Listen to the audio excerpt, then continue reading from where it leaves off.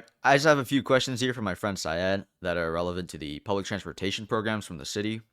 And so I'll just be trying my best to answer all the questions here. Starting off with question number one. Can I wear a damaged helmet? Now, the short answer here is going to be no. So, if your helmet has any visible signs of damage, it's pretty easy to say why you wouldn't want to be wearing that.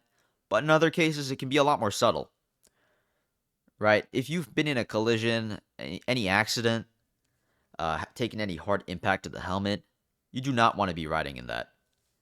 Now, even if there aren't any visible signs of damage, the material inside of it that, actually protects your head is probably compromised. So it's best to be safe and just get a new helmet, right? In matters of personal safety, there just is no point taking a risk like that. So just get a new helmet and ride safe. Question number two. Should I stay in bike lanes or be in mixed zones with drivers? Now, this is a bit of a nuanced question and also a bit of a strangely worded one, but if you have access to a bike lane, you should always be inside of it, right? Now, the quality of these bike lanes can vary wildly, but in all cases, these are at least going to allow drivers to be more aware of where any cyclists might be and just prevent you and drivers from getting into any sort of accident. So, it's just going to keep you safer in general. Now, in cases where there aren't any bike lanes, really you just are going to have to ride along with drivers. Definitely there are just like a few general sort of rules that you should follow when you're doing this anyways, that you should always follow actually, right? Stay to the side if you can. Don't get too close to any drivers. If you're going to make a turn, signal for that. So, just I suppose a wider lesson from this actually is to always be mindful of where you are, be wary of what you're doing. Just try and keep yourself safe and other people safe while you're driving or cycling or walking, right? Just at all times in the city, you should just be vigilant. Question number three. How can I suggest areas for scooter parking in the Bronx and Queens? Now, for those uninitiated, the DOT does have a program right now called the Shared E-Scooter Program.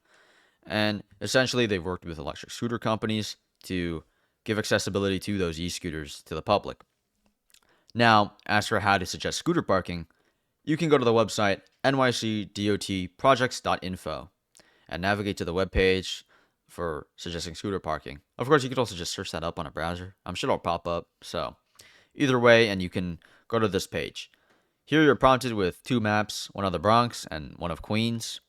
And you can just place a marker close to an intersection anywhere you think a scooter parking area would be good. And, maybe write a comment. And that'll essentially just let the DOT know that this area should have a scooter parking zone. Question number four. What is the Phase 3 expansion for the Citi Bike program? Now, I'm sure a lot more people are familiar with the Citi Bike program than the e-scooter program.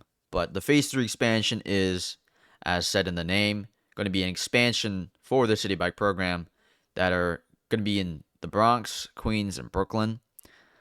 And now, if you go to the same website, the NYC DOT projects.info website, you can also navigate here and find the Citi Bike Phase 3 expansion page, which will detail it further, right? Like which neighborhood specifically will be expanded into. And they also have links here to suggest a station for these areas where it's going to be expanded into. Specifically, right now, they have Brooklyn and Queens, specific community boards. So if you are interested, you should check that out.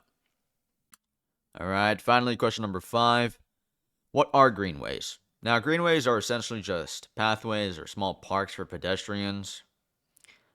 Quoting from the edc.nyc website, greenways are continuous, multi-use corridors designed for human-powered and electric-assist transportation and recreation. So, if you've ever been on the High Line, that's an example of a greenway in the city. It's a lot more pleasing to look at than just the concrete gray of the sidewalks and buildings. So, if that's something you appreciate, like the nature, then, this is something that I'm sure you'll welcome. They're also specifically supposed to follow like pathways of like railways, highways, rivers, and whatnot. I suppose the idea here is to, make things look a lot nicer. Compared to just having a lot of highways and old railways just kind of littered around the city and be an eyesore, they can actually be turned into something actually, pretty and also useful for the, city. Same thing with the High Line. Going back to that example, if you've ever been on it, you can see that there is essentially just an old railroad there, And so that's kind of been repurposed into the pathway for people. And so that's actually very interesting. All right, so that's pretty much it. Just a few short questions and a few simple answers. Hope that was at least somewhat helpful.